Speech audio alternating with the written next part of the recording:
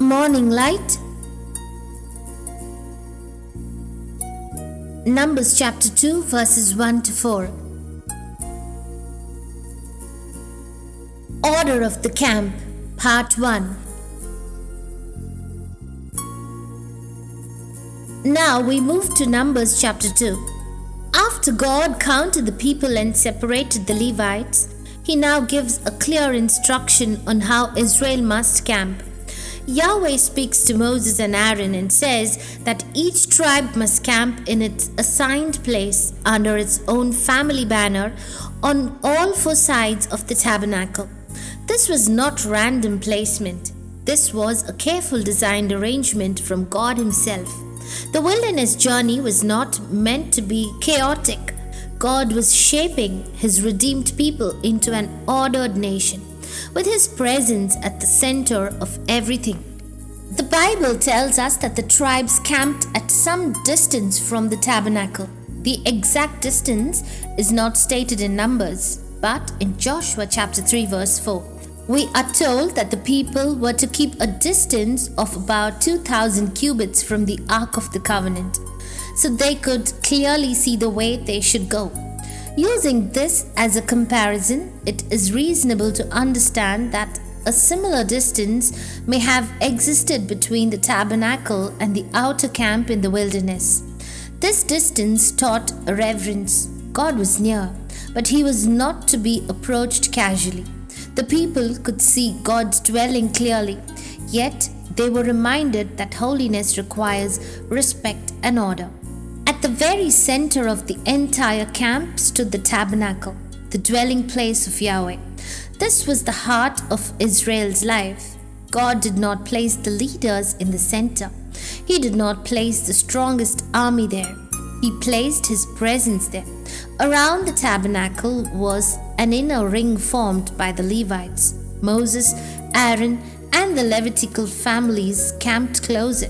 They were responsible for guarding, carrying, and serving the tabernacle. Their position showed that service and holiness stand closer to God's presence. Beyond the Levites was the outer ring where the 12 tribes of Israel camped. These tribes were arranged on four sides: east, south, west, and north. Each side had 3 tribes, and each side had a leading tribe. This created an ordered camp with clear family structure, leadership structure, and marching structure. God was teaching Israel that His people must live with order, identity, and direction even while living in the tents in a wilderness. Numbers chapter 2 tells us that the tribes camped beneath their family banners. A banner was largely a large flag, standard, or visible sign that marked each tribal group. These banners helped people know where they belonged. In a camp of hundreds of thousands, identity mattered. No one was meant to wander aimlessly.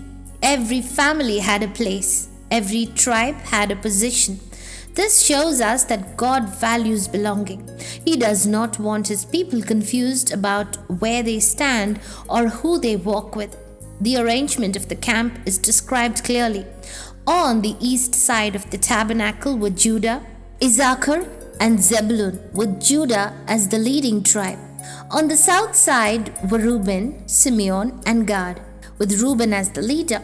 On the west side were Ephraim, Manasseh, and Benjamin, with Ephraim leading. On the north side were Dan, Asher, and Naphtali, with Dan as the leader.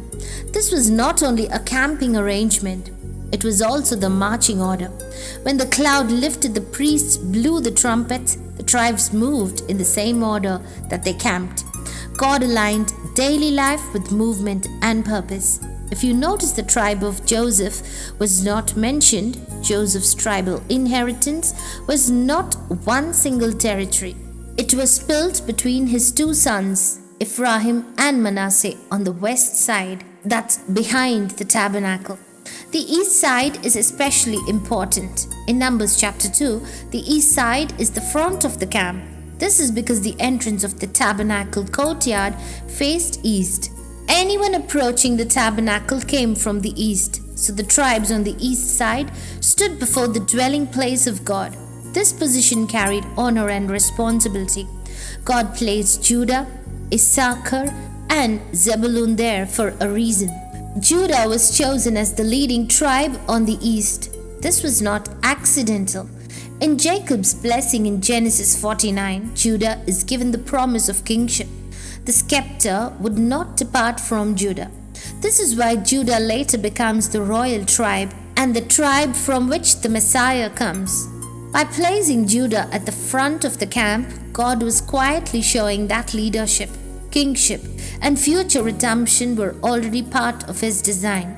When the camp moved, Judah moved first. Leadership went before the people. This arrangement also made practical sense. Judah, Issachar, and Zebulun were all sons of Leah. God grouped families together in a natural way. Even in spiritual design, God respects family order and human relationships. The camp was spiritual, but it was also practical. God cares about both. There is another important lesson here. The camp was arranged around the tabernacle, not the other way around. The tribes did not decide where God should be placed. God decided where the tribes should be placed. This teaches a deep spiritual truth for us today. Our life must be arranged around God, not God arranged around our life. When God is placed at the center, everything else finds its correct position. When God is pushed to the side, life becomes confused and unstable. The ordered camp also teaches us about unity. Each tribe had its own banner, but all tribes faced the same center. They were different, but they were united. In the same way, believers may have different gifts, callings, and backgrounds, but we are all united by one baptism, one Lord, one faith, and one Spirit. When God is at the center, diversity does not create division, it creates harmony. Numbers chapter 2 reminds us that God is not only interested in saving people, He is interested in forming a people. He arranges, assigns, orders, and leads. Even in the wilderness, God's people were not wandering aimlessly. They were walking according to a divine pattern. This should give us comfort today. Our journey may feel like wilderness, but God has an order. He has a place for each of us, and He is always at the center, guiding, protecting, and preparing us for what lies ahead. There are deep spiritual meanings in this arrangement, especially in the placement of the tribes and their prophetic roles. God willing, we will study these meanings tomorrow and see how this ancient gap speaks directly to the life of the new creation today. Prayer. Holy Father Yahweh, thank you for placing your presence at the center of your people. Teach us to arrange our life around you, not to push you to the side. Help us to know our place, walk in unity, and move in obedience when you lead. Keep our eyes fixed on you in every season and order our steps according to your will.